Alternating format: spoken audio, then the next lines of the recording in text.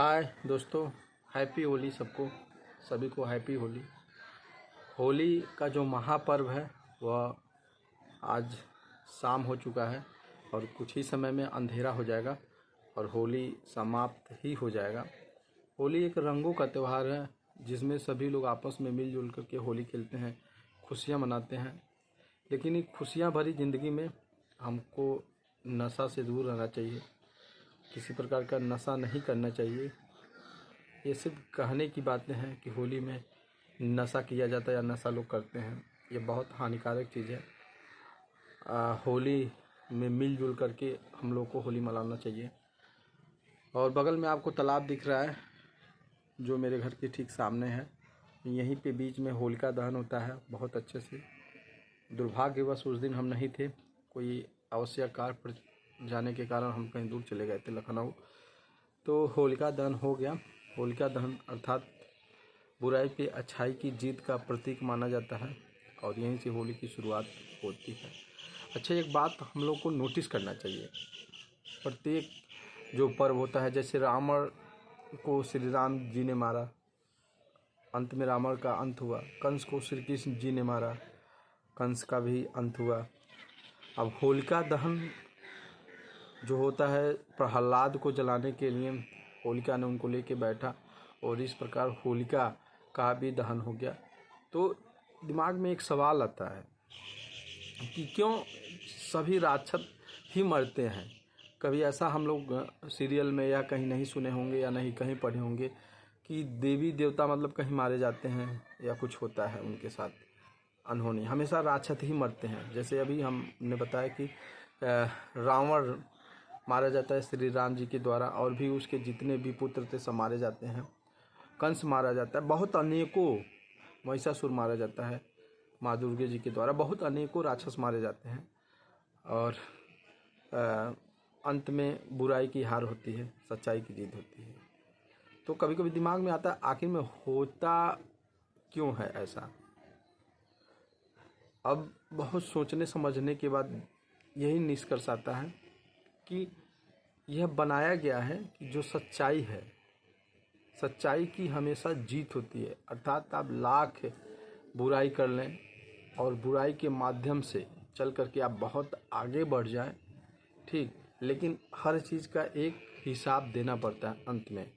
वह किस माध्यम से आपको हिसाब देना पड़ेगा यह समय बताता है आपको। तो इन सबका एक प्रतीक है कि बुराई अर्थात रावण जो बुरे मार्ग पे चल रहा था और अंत में उसका हार होता है, वह मारा जाता है श्री राम जी के द्वारा। श्री कृष्ण जी के द्वारा कंस मारा जाता है।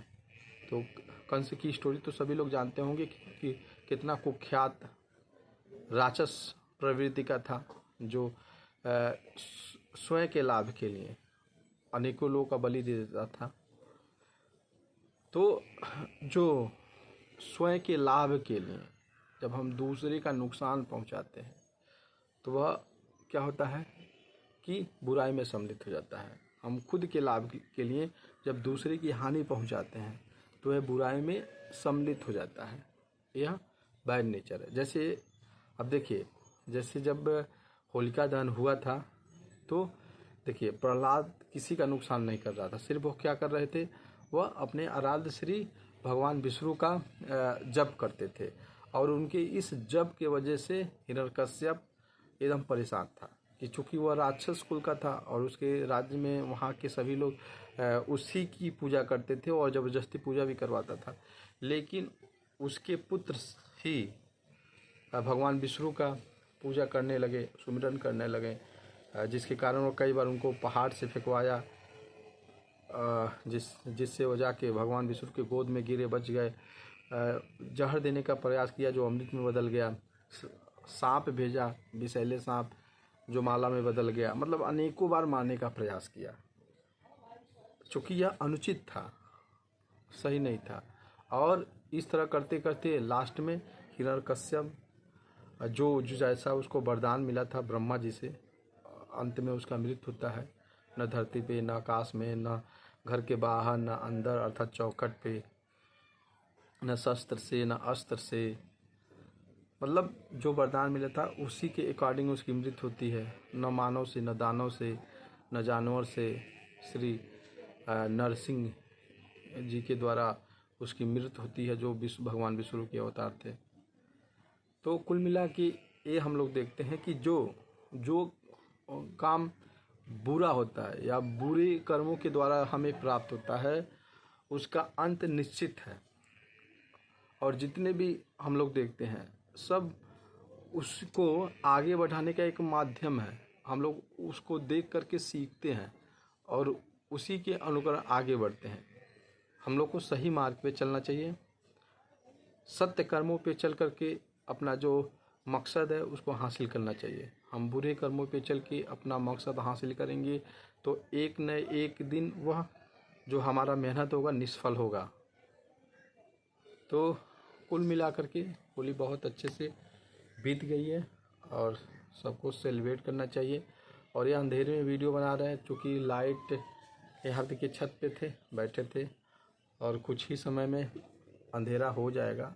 हमको लग रहा है 6:30 हो रहा होगा। तो यहीं पे इस वीडियो को हम रोक रहे हैं। और आप लोग कैसे हैं ज़रूर कमेंट बॉक्स में लिखिएगा। होली अच्छे से उम्मीद है सभी लोग मनाए होंगे और मनना भी चाहिए। होली रंगों का त्यौहार है, इसमें जात धर्म भेदभाव ये सब नहीं देखा जाता है। सभी लोग एक दूसरे से मिल करके होली खेलते हैं, खुशियाँ बांटते हैं, स्नेह प्रेम बांटते हैं, अच्छा लगता है। तो कुल मिला के हैप्पी होली एक बार और सबको।